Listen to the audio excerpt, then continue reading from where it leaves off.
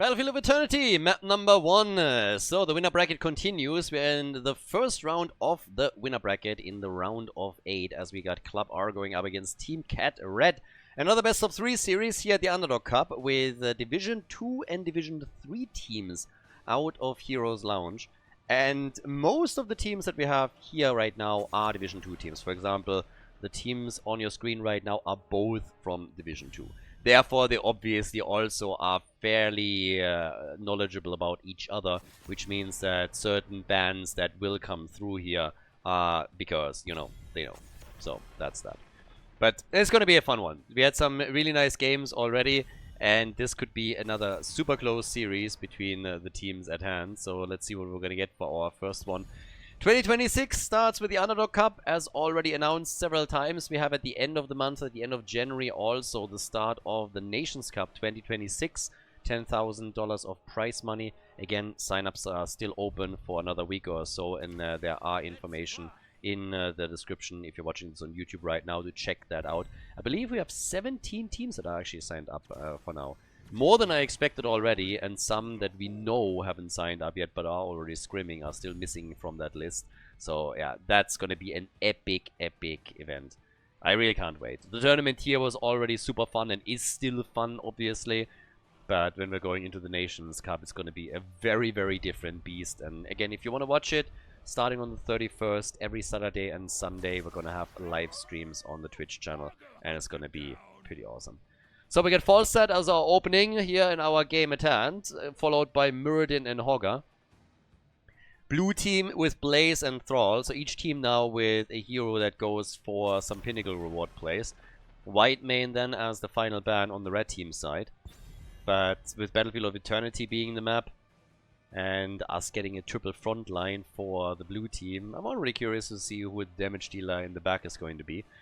Falstad also always welcome, but I'm not quite... I mean, this should be a lightning bolt one, right? Lightning rod build. You can't get too much. You won't be able to get like an enormous amount of stacks if you're just going for an auto attack style here. At least I don't think so. Time will tell what exactly they're planning to do here, but I would at least assume that this is what we're going to see.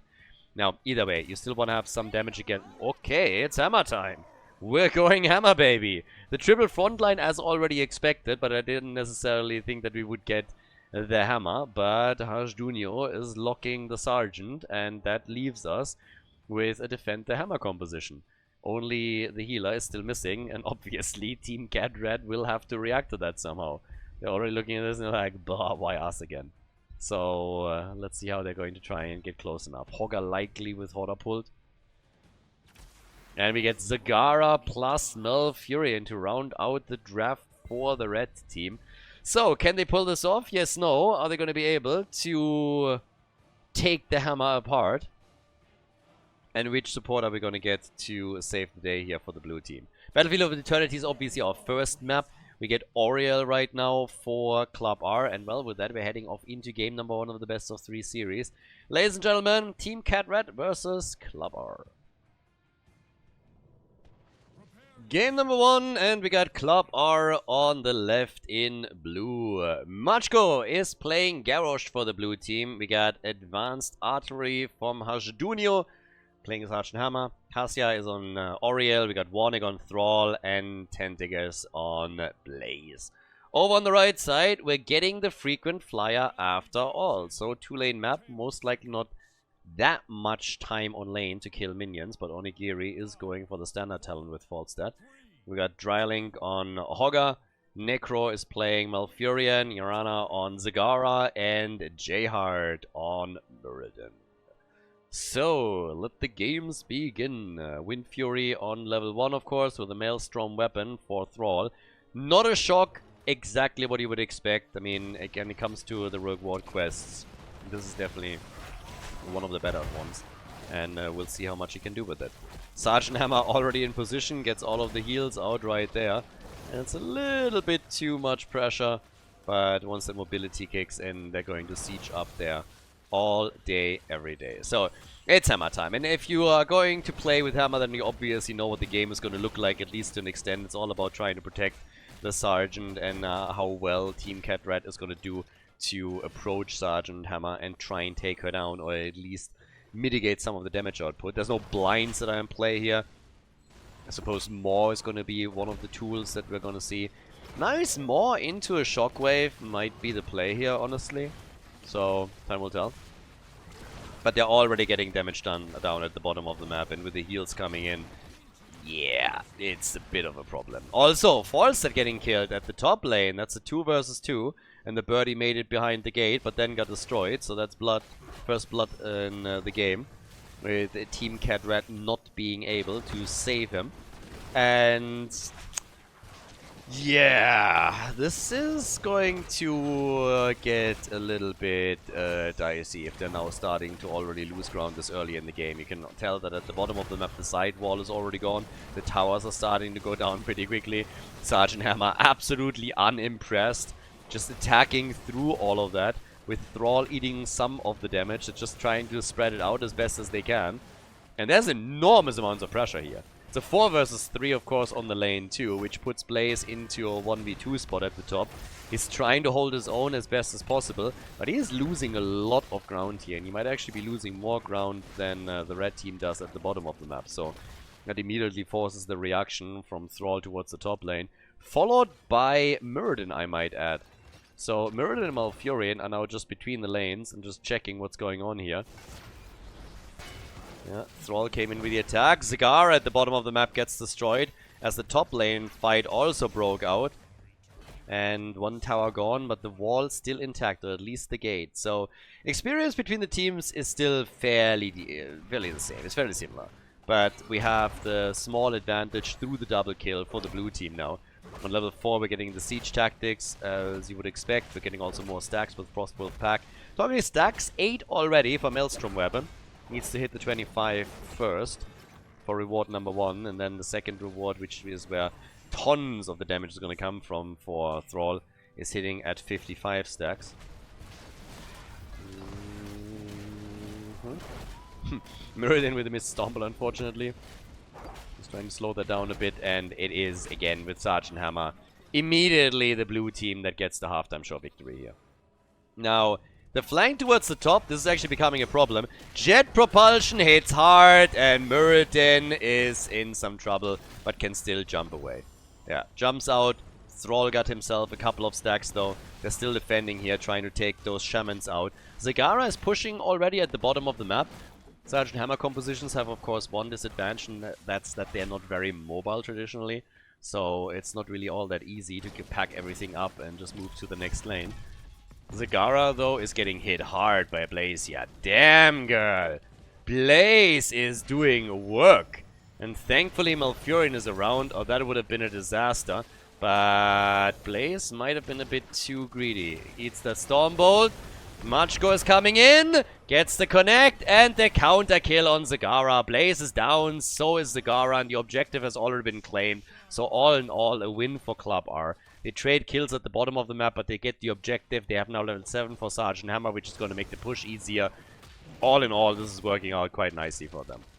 Yeah, Blaze got tunnel vision when he realized that he could possibly take Zagara out and realize the rotation was coming.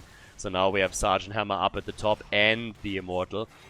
Okay, Muradin is coming in. Hits the Stormbolt, but gets just flipped around, attacked, and eats a lot of dirt here. So they're taking down the wall. And they will get some damage in on the fort as well. All of this with 3 heroes topside. There's 4 defenders already. Thrall is now coming in. But they're going to get some damage done for sure. So it is a solid start into the game for them. It's nothing really too insane, but they're getting some work done here. And obviously for Thrall, every single brawl that he can participate in and get some extra stacks towards his quest rewards is a win in and of itself already. So they're going to be happy about that. Objective number 1 taken. Only downside is that in experience they're not really all that much ahead. 4 stacks also for the level 4 talent for Thrall. Yeah, not something that he's going to be able to complete anytime soon. Well, maybe at the top lane, now that he rotates back in. Yeah, maybe not. Unless, of course, Garrow is just setting anything up for him. Bit doubtful. But, well, they have him close. Only needs 2 more. Muradin is now coming in too. 2 defenders, and with the camp claimed at the bottom of the map, they decided to set Sarge and Hammer towards the top lane as well, so they keep the solo lane alone. But yeah, that top pressure, that is starting to amount to a lot. So they need all hands on deck right now in order to stop them. Quest completed, so Thrall is able to connect 2 more wolves. Good for him. Machko gets stunned again and is still alive and gets killed by Zagara's roaches. And Thrall is also low, but he at least gets a heal and survives. Ooh, at least initially. And then Falset just says nope. Comes in and drops him too. So all of a sudden we got 3 kills to 3. And the red team has a lead in experience. Might not be a big one, but it's there. Haymaker into a Maw. And then we have a Shockwave and a Twilight Dream behind it. And that's just a little bit too much for Sergeant Hammer to handle. Muradin got killed though. So it's a little bit of a weird one, because at the end of the day they traded a lot of kills in that encounter. But with the fort being destroyed, that changes everything. That makes this so much better for Team Cat Red. Muradin dying, though, is a little bit of a meme. That was definitely not necessary here. Now, Falset is at 77 stacks, so he already has his first quest reward, which gives him an additional 20 damage, which is really, really nice. It's more than I expected he would be able to do in such a short time frame. On the objective, though, I mean, they're a little bit late with this. So, Sergeant Hammer, they need to somehow set her up properly right now. And it's going to be a bit of a battle between the quest heroes here too. So Thrall's damage against Falstad's damage as all of this comes together. In this case, we have Hogger in trouble, and he barely gets away. But he gets out, so didn't die. And now the blue team is slowly starting to inch a bit more forward and tries to set Sergeant Hammer up so that they can get the shots in and slowly work down the Immortal and win number 2. And right now, it's looking actually pretty okay. We have Muradin jumping in, gets flipped around a little bit. Yeah, no problem there. Pushed back, Sergeant Hammer still totally fine. They could try and go for Thrall. Earthquake already used. And the Maw. Always the Maw. This is going to be the play. Maw, Twilight Dream, maybe even the Shockwave. And Sergeant Hammer survives initially and is actually able... No way. Is able to escape, which is ridiculous, but Garrosh is already killed and the rest of the team is now also on the run, which means Oriel gets caught next and gets taken down. Team Cat Red is really starting to take control of the game. 6 kills to 4 now. Pushing the top lane already, and yep, the Inspire buff with this many minions around is already helping here. And with Zagara saying hello, they're obviously going to start taking down the entire wall. 1 tower already eliminated. And a very high chance of them also dropping the gate here, as they already moved off one of the walls on the side. But the Immortal is taken, and they can push through the bottom of the map, try and take the second fort out. So they're getting work done here. The lead in experience brings them a level 13 talent. Muradin with Haymaker, again, quick reminder, so he doesn't have anything that he can use for big survivability here like Avatar. But they get the attack in now at the bottom. And this should be the end of the fort. Hammer or no hammer, I really don't care. Falset is at 98 stacks as well, so he is getting way faster on this. So, yeah. He is getting work done. Another Maw, this time on Thrall alone. They are isolating Garrosh with a Haymaker, and at least Garrosh should fall, and he does. Garrosh is gone. Thrall is still alive, but the keep wall is now also about to be destroyed. And Muradin, they moved in again. They got another stun. Aegis only opening up opportunities for the red team. They get the kill on Oriel. The counter kill against Hogger, but more and more damage is being done. Falstad got a bit too aggressive though and thought that he could just hold out in range of Sergeant Hammer and was quickly shown that that's not really the case. Another Haymaker being used here. Blaze has not given up on anything just yet. And the red team is still holding on to that fight for way longer than I thought they would. So Stormbolts are flying just on all counts. But we have now 8 kills to 6. And the keep opened up at the bottom of the map. 2 forts still standing for the blue team, for the red team. So the blue team has started to suffer here. They opened up well, but now they are in a bit of trouble. We have 31,000 damage for Sergeant Hammer. 36,000 for Zagara though. So she's top damage right now. And the Maws that we've seen now against Sergeant Hammer and the blue team, were always on point and really well followed up by Malfurion and others. So this is the play for them. More whatever, and then make the play after it. Cost the blue team so many kills now. I mean, the last encounter, the Maw hit Thrall, but the main target was Garrosh, who could not get through the gate any longer. So it was a massive problem. And let's see how much more the Cats can do from here on out. They are still a level ahead. Next objective is coming up. We have Hogger pushing the top lane a little bit, and Blaze is now responding to it. But, yeah, the gate will fall, and he's likely going to lose that tower too. But we have the objective already up on the map, so time to get ready here. Yeah, starting to go for, again, Thrall this time. Muradin moved in and got the Haymaker. Sergeant Hammer, this time though, they can't get to it. Sergeant Hammer is getting saved, so the Maw is now on cooldown. This was maybe a bit too eager. Aegis saves Thrall initially, and he makes it out. So a really nice chain of events from the perspective of Club R. They are able to save not only Thrall, but also Sergeant Hammer, and that was both super important. So the Maw attack in the previous fights was crucial for Team Cat Red, and now they won't have it available for another 50 seconds. They have a level 16 talent though, so this is the big advantage for them right now. 16 talent, and we also have soon enough stacks. Oh yes, that's a nice set of stacks here for Falstad again, as they are killing Garrosh. And now they're going for Sergeant Hammer. Jet Propulsion in the choke point though. Ah, but they get away. Everybody is mega low though, but they're all walking away from it. Damn. Yeah, they obviously have also that talent advantage. Zagara though, going toe to toe with Thrall. And then we got the kill steal from Sergeant Hammer, coming in with the last hit, delaying it, and then just as Warnick was just moving the hammer back, all of a sudden Sergeant Hammer comes in and is like, gotcha!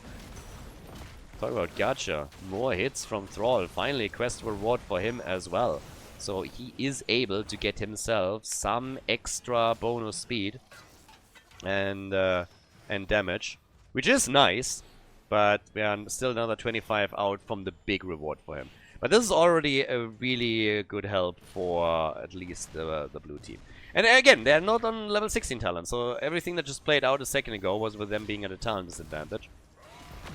On top of that, we're having Falstad inching closer and closer to his next one as well. But yeah, with that now done, we're having the level 16 abilities, Giant Killer. And on the other side again was the Crippling Hammer, which is, I don't know, secret weapon into Crippling Hammer. Not really what you would have expected here. But again, the auto attacks alone are going to do some work once that he has the additional 12 stacks that he needs. And the red team has been walking away with another Immortal, so they are still holding on to every single major structure, even the 2 forts, and now they have a big shield Immortal pushing through the top lane, and this should be the first keep. Club R has been in trouble for a while now here. They have 16 versus 16 talent now, but I'm not 100% certain if they can do anything to stop this here. They have Sergeant Hammer, who is always difficult to push into, but there's the Maw again, hitting 2. They're trying to zone them away as best as they can, which means that Garrosh gets isolated again. The attack, Aegis. Aegis used instantly on Sergeant Hammer.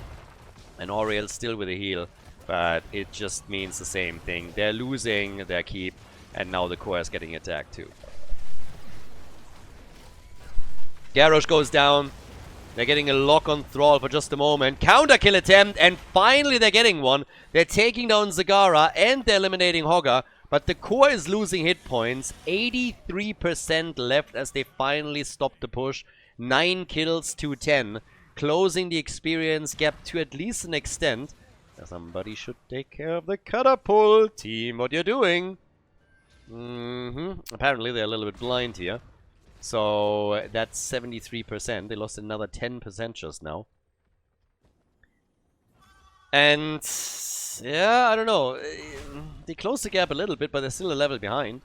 So there's still plenty of time for the red team to just get to 20 themselves, use that window, and push for another keep, for another objective, and maybe for the game itself. Right now we have 157 stacks for the birdie. So the second quest reward has now hit. That's another 50 additional damage on your auto attacks. Good stuff for Falstad. Damage outputs by now is 27,000 for him. Obviously, Zagara is the big dog when it comes to hero damage with the 66,000. Also landing one more after another like a madman. Sergeant Hammer with the 53,000. Thrall is slowly getting up there, even though he doesn't have his second reward yet. But he's at 40,000 currently, which puts him into the third highest spot for now. But the single target damage for Falstad is increasing, and that's a problem.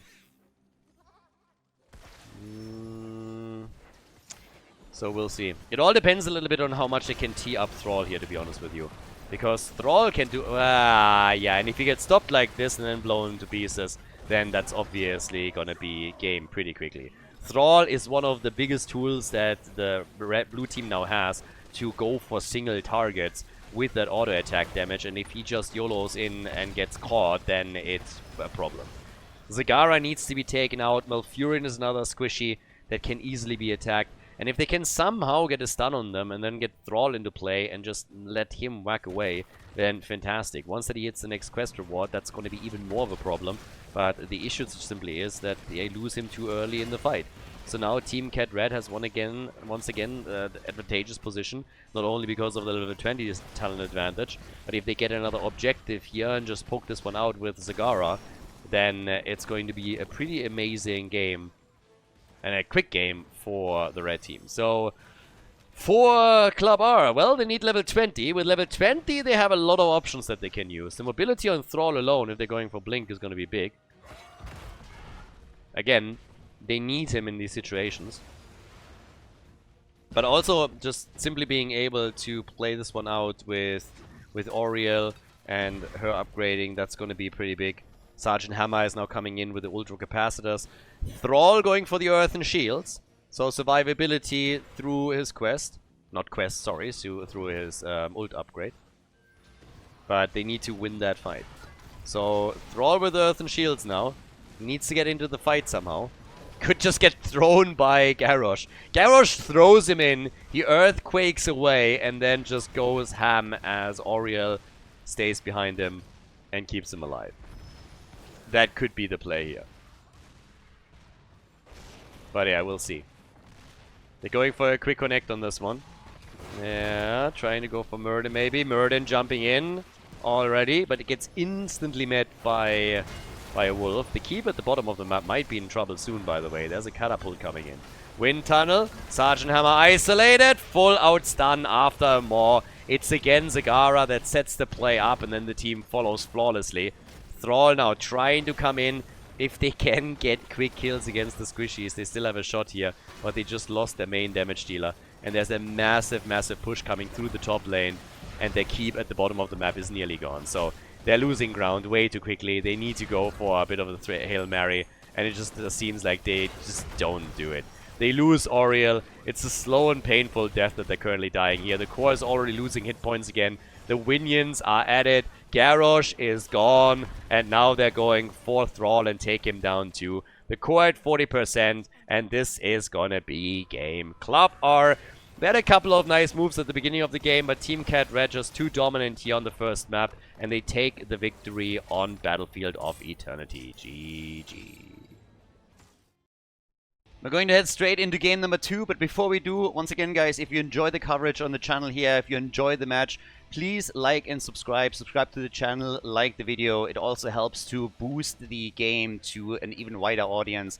And of course, it helps to get people back into Heroes of the Storm, as the algorithm recommends the videos to people that were interested in Heroes of the Storm in the past. So again, before we continue, if you haven't done it yet, subscribe to the channel and like the video. Appreciate it. And with that, we're heading straight into the second map of the series. Map number 2, Infernal Shrines. So, we got the lead for Team Cat Red. And so far, a well-deserved one. Great job by them on map number 1. Now that we're in game number 2, the 10 heroes that were played on the first map can obviously not be played again. So, we'll see how that impacts things here. But the Sergeant Hammer combination has not quite worked out for the blue team. So now they have to try something else. Whereas for Team Cat Red, their approach was definitely a lot stronger. And we'll find out if we're gonna send Club R packing into the losers bracket right now, or if they have a shot to bring this back and force game number 3 in all of this. So, yeah, that's going to be the big question mark right now. Okay, so with Garrosh, not Garrosh, with Cho'Gall being consistently banned out, I don't think we're gonna see him at any point in this game, even if it comes to a third map. That seems to be basically agreed upon. No chance for Matchkone's boys to play that. A little bit of a shame, but yeah, it is what it is. Cho'Gall games are always kind of funny. It's always a nice back and forth. I gotta admit there's a couple of heroes that I would probably like to see these days. Especially when we're talking, you know, about something like Azmodan, who is, I guess, still good for a couple of sneaky plays, but when it comes to the overall meta, not really a hero that immediately screams victory.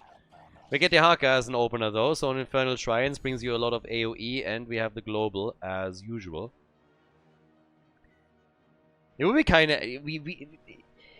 There's still, with all the patches that are coming currently, there's obviously still a question mark what exactly Blizzard has planned for the end of the year. When they have their Classic Cup, if they are thinking, hey, you know what, we're changing the game a little bit, we're changing the meta, we are getting people a little bit enthusiastic about things. If they would just pay the janitor a little bit more and get one more hero into the game, I think that would go a long way for a lot of people. And it would also obviously make them... some money again. That's the one thing that they can sell in the game fairly easily. So maybe one can dream here. But for now we get Leoric, we get Tychus, we got Jojo and Anduin. So Team Blondie over on the left side. Way more of a typical draft thus far with Dehaka and Johanna. What's the damage going to be like? We have Tychus for Odin transformation if we're going to go down that path. We have seen the occasional drill. Not saying that it happens a lot, but hey, it has happened once or twice now. The auto attack build for Tychus is just pretty awesome. So there's some pretty sweet stuff that you can do with this. We get Mephisto, so he gets banned out. Always a fan favorite. Also when we're talking about Infernal Shrines. But yeah, we could still see Gul'dan, for example. You could get a mage in here, and even with Mephisto gone, there's still plenty to grab. Tank will be interesting for Club R. Diablo would obviously work very well here. Infernal Shrines and Diablo bullying people up at the front. You have Leoric that gets you a couple of extra walls that you can stun people into. Hell yeah. They ban out Inubarak, so I'm more worried about the dive. But Diablo would still be a big contender for me personally here. And again, with Leo dropping in tombs, you can stun people into those as well. If you then add Tacita all of a sudden to the mix and you go for the double transformation, you have Archon and Odin, and then the walls that Tacita can set up for Diablo to stun more heroes into. Whew, all of a sudden, you're cooking. So, what are they getting? They go for Mal'Ganis and they go for Brightwing. So, yeah, we are completely off. Mal'Ganis to get some sleeper setups, and then we get Brightwing, the Fruit Fly after that. Junkrat plus Ophia for damage for Club R. So really nice barrage already from the outside that we're going to get from Junkrat, and then Ophia is providing some of the burst damage that you can get, and of course additional AoE. That's always very helpful here. That leaves us with one last pick for map number 2. For Team Cat R, it's obviously a chance to... Sorry, Team Cat Red. It's obviously a chance to get themselves into the next round of the winner's bracket by taking Club R out right now, and they choose Deathwing. So, as an relevant, map number 2, Infernal Shrines. Game on! We got Club R on the left, ladies and gentlemen, with Tentagus on Dehaka, Machko on Jojo. We got Cassia on Anduin, Warning on Junkrat, and Hajjunio on Orphea.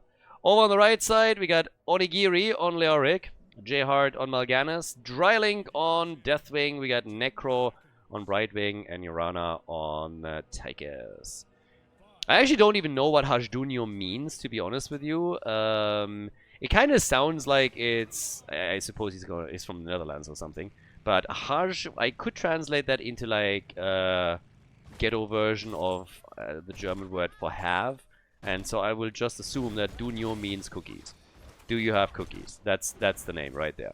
Whatever he has, it must be nice. And Dunio certainly means cookies. In that context. At least when it comes to my book. So if he has cookies, then I'm a fan. Cookies or chocolate, and we're friends.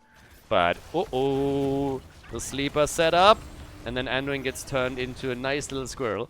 Honestly, I like that. Keep it that way. He's a nice little squirrel, and all of a sudden he's likable, you know? Just keep it that way, and I think most people would agree. What would you rather have? Anduin as your friend, or Pocket Squirrel? And by the way, we're talking European squirrel here, we're not talking American asshole squirrel, okay? Those are like two totally different things. We're talking about a cute version. So I think most people would opt for the squirrel. Now, Junkrat, he gets eliminated, and that's first blood, and that was nearly end of JoJo too, so she got nearly murdered here. Which means that right now, after the first hero gets eliminated, we also have the camp claimed, and it's a stolen camp. The red team is able to move in and grab it. So, yep, good for them. Takes it out fairly easily. Now, in the meantime, we're having, obviously, all the way up at the top, still a little bit of a drag happening against Leorki, and that ends up with a kill. Leo thought that he had a good time here, draining Dehaka, and then it was just one single Tong that was needed in the rotation of Orphea that very quickly turned the lane against him, and now he's ghosting around there and just, yeah, looking a little bit silly. So unfortunate for him. 1 kill to 1 and level 3 as we again have the attack at the bottom of the map. The red team wants to steal this one away once more, but this time the Haka is coming to help out, and this is a 5 versus 4. Leo isn't here. Blue team, if you don't win that fight, this is a 5 versus 4. If you lose this one as well, then you are absolutely cooked. And they do. They lose the 4 versus 5, the Haka gets killed, the camp gets stolen, and they nearly lost Johanna in the process as well. Yeah, you're in trouble. Not quite sure what else to tell you here, but you are seriously in trouble. The lead in experience also coming from the fact that Leoric, during all of this, has just rotated between the lanes and increased the XP for the red team, and is now getting damage in at the top lane too, while the Haka is still making his way over. So, yeah. Club R has a problem at their hands, and it's a fairly big one. They need to flip this one somehow. And one of the issues, obviously, is that with the leading experience that we're now seeing for the red team, they might even get a level 7 talent for the Shrine fight. Already, we're having Shrine control taken fully by Cat Red, and they will claim an advantage here. They're starting to catch up in experience just a little bit, but it's also partially because Brightwing has been slowing down the lane at the bottom of the map and is now just getting the experience there. So that's some global presence that they have on all of this too. Theoretically, the red team could fall back a little bit and wait for level 7. They're not quite there yet. Brightwing is helping out. The wave in the middle might be enough to get them the experience, so they should probably go for it, and that's exactly what they're doing here. And they are super close, but they don't have the talent advantage just yet. And the blue team is actually starting to take over here. So the red team is still slightly ahead, but now they lost Leoric. They want the counter kill though. Jojo is low, and Machko is still alive, gets another Iron Skin through, and survives for now. But maybe not so much longer, because that grenade really hurt, and not only Johanna. Junkrat gets killed, and here is level 7. And also the Mortar Punisher. Leo spawns and retreats, and Jojo just barely gets behind the gate. So yeah, it is a tricky one. Right now they're going to lose that wall. Club are still behind by roughly a level, and they don't have a lot of defenders sitting in the middle at this point in time either. It is only Orphea, so this will cost them some hit points on the 4 too. And of course that experience gap is being widened further. They are basically getting they are getting the kill. Anduin just killed Orphea. Anduin just killed Orphea. If I saw that correctly. Did he just pull her into the mortar? He just pulled her into the mortar shots, right? That's what we saw there. Orphea is alive, and then he pulled, and that has connected.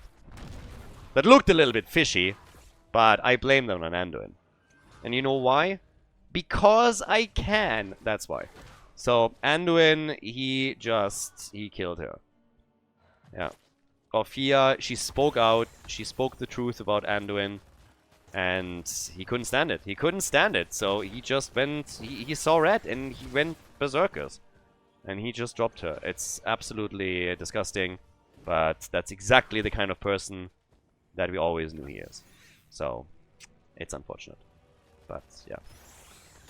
Definitely revealed himself for what he is. So, Anduin, the kin killer, as we have now Orphea dead, absolutely brutalized, and he is going to have to make up for... He will be put to, well, to trial at some point. Somebody will put him to justice. Anyways, level 10 abilities are already in, so down at the bottom of the map, they're starting to push for the next fort. The one in the middle has already been destroyed earlier, as we could obviously see. So they got the early level 10, now they're pushing in the bot lane. The blue team is really throwing everything against them that they have, but without heroic abilities, this is still going to be an uphill battle. Well, they gotta wait for the next minion wave at a minimum, though. Their swing is already burning this down a bit, but hey, so far, Club R has defended there pretty well. So, with that, we're now having all the way up at the top. Onigiri still soloing up against Tentagas. Next camp is on the menu, and we have that 1.5 level lead that has not been maintained by Team Cat Red for a long time. So, level 10 abilities come now finally in. That means that we're having the Eternal Feast for Orphea. Nice for the Shrine fight, obviously. Jojo teasing a little bit. Blessed Shield or Falling Sword. I mean, I would certainly expect that we're going to get a Blessed Shield out of it. I guess time will tell. And yep, there it is. Gets locked in, not quite used yet. Unless they were trying to help out in the middle even more. But yeah, off we go. With the light bomb from Anduin, they can definitely make a couple of neat plays on the shrine. Specifically, of course, if they can center that around Orphea and her own ult, if they can really get value out of the Eternal Feast, that would go a long way. Yeah, talk about value. At the bottom of the map, they're getting much value at the structure. They're going to take that fort out. Entomb is out, and the Eternal Feast to counter it pretty much immediately. But Junkrat is still in trouble, and he gets killed, and he might not be the only one to die here. Anduin and Orphea both fall, and then they're targeting Jojo just after that. And it seems like... Oh, the grenade missed. Yeah, somebody was a little bit too trigger happy here. Jojo with a small juke, and she survives. Not that it helped them a lot, because the objective is already up, and this will be claimed one way or another by the red team. 5-kill lead.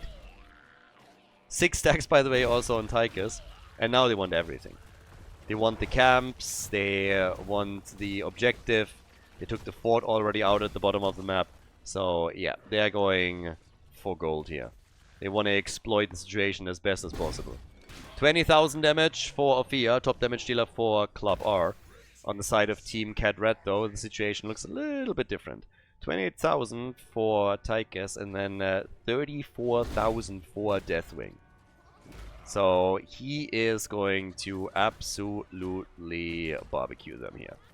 Down at the bottom of the map, Odin gets immediately used, and now it's time to get some Arcane Sentries spinning and take down that wall and get damage in on the keep, if possible, of course. So, yeah, they are getting value here, and a lot of it as well. Jump already procced, tower is gone, catapult save high, and that's going to be a bit of keep damage. It's not going to be a whole lot, but again, this is very early in the game, we're 9 minutes and 30 in. So not even at the 10-minute mark. If they can get kills here, of course, that would be a very different story. There's the double Entomb. And again, Orphea with a counter attempt. The drain is there. And at the end of the day, it's just a exchange of cooldowns, basically. But Deathwing has also been attacking the middle of the map a little bit. And is actually making this really difficult for the Dehaka. So the Dehaka is low. Also more of a push happening at the top that they could theoretically try and get to. But for now, in this game, I have to admit that it's really the show of Team Cat Red. They've just been doing way better here so far. And now they have a level 16 talent advantage. They're essentially 3 levels ahead currently. That is crazy. That's some crazy stuff. Both of these teams, again, in the same division, in Division 2. Royal Focus, blind as a bat. We get the Elementium plating. And then, of course, the follow-up for Tychus after his level 13, going straight into the armor-piercing rounds here. And Criterize for Brightwing. The Fruit Fly is still active all the way up at the top. In the middle, the next attack coming. The red team with a huge kill advantage throughout the game. And obviously structurally even further ahead. And Leo? Okay, Dehaka is splitting off down to the bottom of the map. I was just about to say. Leo is threatening to attack the keep further.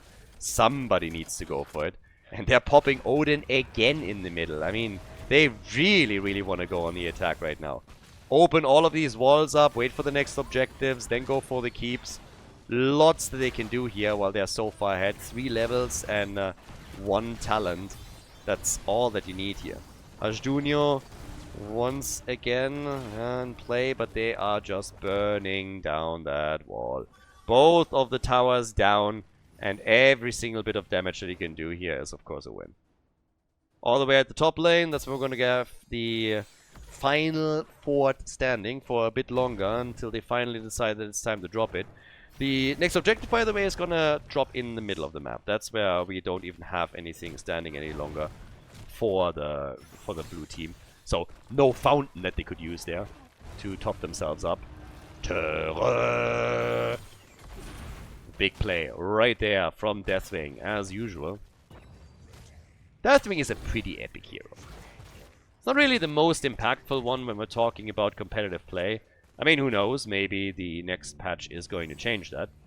But right now, it's still just from like the pure lore, even as somebody that has never really been in World of Warcraft or anything, but just from a pure lore perspective and the presence on the battlefield, I gotta say that Deathwing is pretty cool. So, yeah, and has a huge impact so far on this game here too. Shrine now also active in the middle of the map. 16 talents are ready for Club R, so they closed the gap in experience a little bit and are now on the same talent tier as their opponents. This is basically the big one where you need to make a dent if you're the blue team. If you're losing this one as well, then you know you're in trouble. This is the fight to really win and get yourself a chance to claw your way back into the game. Now down at the bottom of the map we got Dehaka, Deathwing sitting at the top, so they're playing this a bit slow. Blue team is pulling ahead on all of this. It really seems that Team Cat Red is not willing to fully commit to anything here, just simply because they're saying, why would we? We're soon on level 20. So we don't want to go for this. But there comes the Eternal Feast! And this time they got the Light Bomb ready, and all of a sudden it's a double kill. Tychus is down, and so is Brightwing. Yep, Eternal Feast plus Light Bomb, and you're starting to get some damage into all of this. Nicely done. So yeah, that really helped. That gives them the Frozen Punisher, and it also gave them a double kill. So the gap in experience is going to be closed a little bit, but now they're going to make sure that they are at least getting some value in the middle, aka drop that fort.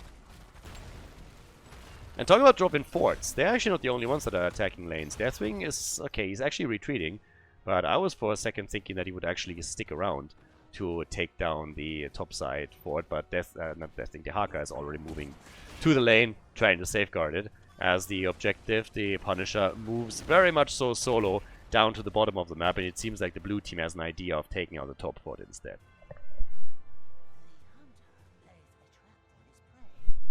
Or maybe just setting up a bit of a trap here. Yeah, that could theoretically work too. 20 talents are now available though. That gives us a Seeker Swarm. Stood in the fire. Upgrade obviously for Leo. We got the Fairy Protector. And the big red button. It was a nice little idea to just like sit in the bushes up there and hope that somebody would walk in so you can attack them from 2 sides and just blow them out of the water immediately. Buy yourself a little bit more time. But now we have a mad attack coming in at the bottom of the map, and they are just absolutely going for this. This keep should be an easy one to claim. Deathwing is already starting to burn it down. They got Tychus there too. Brightwing gets killed at the top, so they could take down the top side fort, I guess, but the problem is if they leave too many of their heroes there, then it's not only going to be the keep at the bottom of the net, they're going to go for the core here. Or the keep in the middle. They can go for a double keep. And the blue team is still without a level 20 talent. Losing Junkrat a second after Brightwing gets killed certainly didn't help them either. So now after the first keep gets destroyed, the second one is also murdered. They're moving to the middle and take that out too. That's 2 keeps gone, 5 kills to 8. And yep, the red team still looking very, very strong here as they're now moving towards the top fort and take this one out too. That means that the blue team is down to a single remaining keep. Next objective is going to spawn down at the bottom of the map. That's going to happen on level 20 versus level 20. But catapults are definitely not your friend anymore. If they're not able to take a few more of the forts out, then catapults are going to be a disaster for them. So, yeah, Brightwing has been taken out, but they paid a big price for it. Lost way too much. Not even saying that they would have necessarily been able to prevent all of this from happening if they just immediately moved down to the bottom of the map. That level 20 advantage basically made it so that the red team would have attacked massively one way or another. But, yeah. Now we have, on both sides, Storm Talons. Deathwing has 62,000 damage by now. 42,000 for Ophir. Man, they still need to be careful with the objective at the bottom of the map, but they want to steal the camp here too. And seems like the blue team is just checking everything out, but time is working in favor of Team Cat Red. They're gonna get that camp. Yeah, camp is taken. Maybe Deathwing can help them to even open that wall up a little bit. And the blue team is looking for opportunities, for avenues, for anything that they can do to get some damage in and start things up here. So Leo is now ghosting away. They have to retreat with the rest of the team at the top. Deathwing is already flying out. There's still the camp that's pushing for the wall. And they're all retreating towards the fountain. All retreating towards fountain and fort at the top lane. Whereas this is still pushing. One tower is already down. The gate has been destroyed too. Deathwing is already on the objective as it spawns. So they're going to get another head start there. And Dryerling is providing exactly that. Getting those shots in one after another. They're trying to go for their camp too. I mean, right now it really feels like they're going a little bit overboard. They want everything here. Yes, that top lane is going to be a huge problem for Club R, but still. Boys, you are going ham on this. As Catapult's pushing also through the remaining lanes. 19 stacks to 13 now. The camp at the top is, by the way, still in play, and the second one is coming. So if they can just delay this here for a long time, that keep at the top is going to fall. Deathwing is coming in. What about the fight? Can the blue team finally make a dent here? Cassia on Anduin goes down. And Ophir follows. And this is just where it has to be lights out. This needs to be it. They get the objective. They get at least the Punisher. The blue team gets the Punisher. But now Jojo is gone. And that means that they only have 2 heroes remaining. Junkrat and Dehaka. The top keep is going to fall against the minions, but it's the core that's the real problem. There's catapults pushing through the bot, through the mid lane, and they won't be able to stop this. It's just impossible. Team Cat Red is setting up for a 2-0 victory against Club R as they drop Dehaka, and therefore the hopes of the blue team. Club R drops down into the losers bracket of the Underdog Cup as Team Cat Red moves on to the next round of the winner bracket. GG.